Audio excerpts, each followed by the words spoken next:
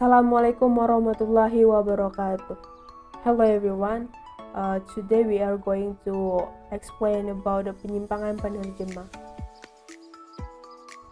First, let me introduce ourselves. My name is Malika Dia Puspitasari and my friend Meranti Injelia. The first topic will be explained by Meranti Injelia. Meranti, please.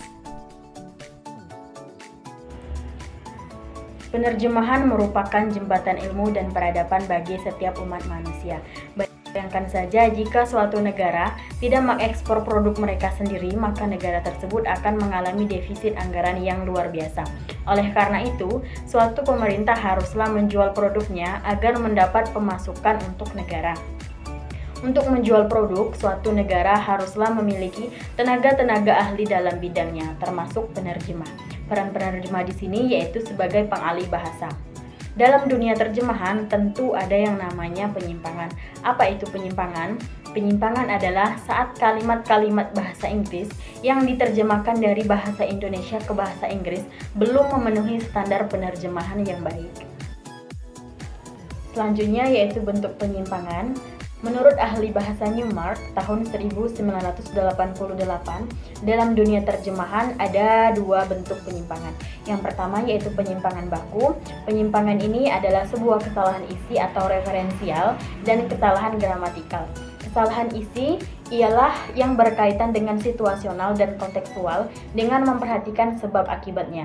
Kemudian yaitu kesalahan gramatikal adalah kesalahan pada pola tata bahasa yang digunakan mulai dari tataran kata hingga tataran kalimat, termasuk hal frasa, idiomatik, dan collocation. Kesalahan berikutnya adalah kurangnya kualitas penerjemah.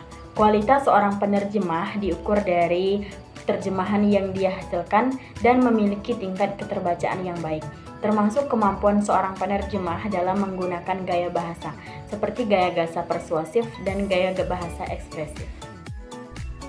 Okay, next topic is example penyimpangan penerjemah. First, ini ada bahasa sumber dan siarannya. Her sentiments perhaps were influenced by the fact that their family now housed in New Lodge at Jalan Punggung, Kota Baru. Artinya dalam bahasa Indonesia ada sesaran, sentimennya mungkin dipengaruhi fakta bahwa keluarga mereka saat itu tinggal di rumah baru di Jalan Panggung, Kota Baru. Di sini, lodging diartikan sebagai rumah baru, diartikan sebagai rumah.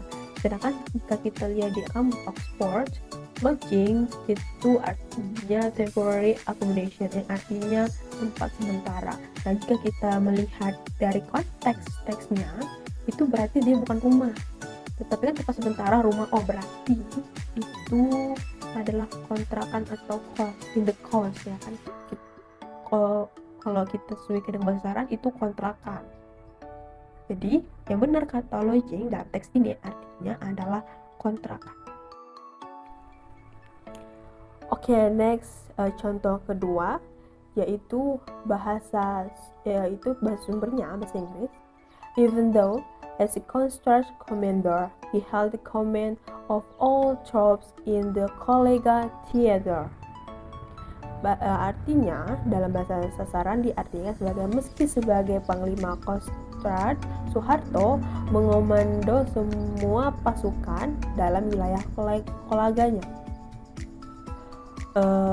Di sini theater itu diartikan sebagai wilayah, sedangkan theater itu menurut kamus Oxford sebagai a building where plays or show. Yang the mean that tempat pertunjukan. Jika kita sesuaikan dengan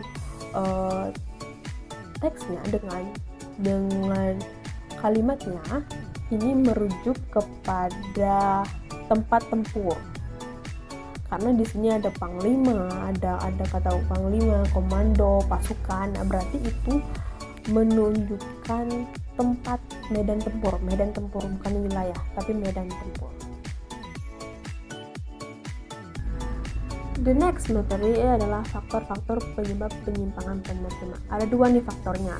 Yang pertama, kurangnya kemampuan perangkat intelektual, dan yang kedua yaitu kurangnya perangkat praktis penerjemah. Oke, faktor yang pertama yaitu kurangnya kemampuan perangkat intelektual. Maksudnya apa? Si penerjemah kurang memahami bahasa sumber dan bahasa sasarannya. Kayak misalnya itu kurang mengetahui budaya dari bahasa sasaran dan bahasa sumber.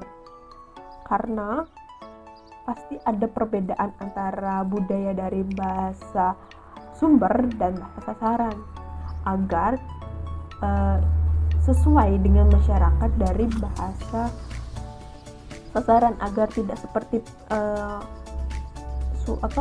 produk terjemahan gitu. Terus juga dia kurang menerapkan teknik-teknik dalam penerjemahan.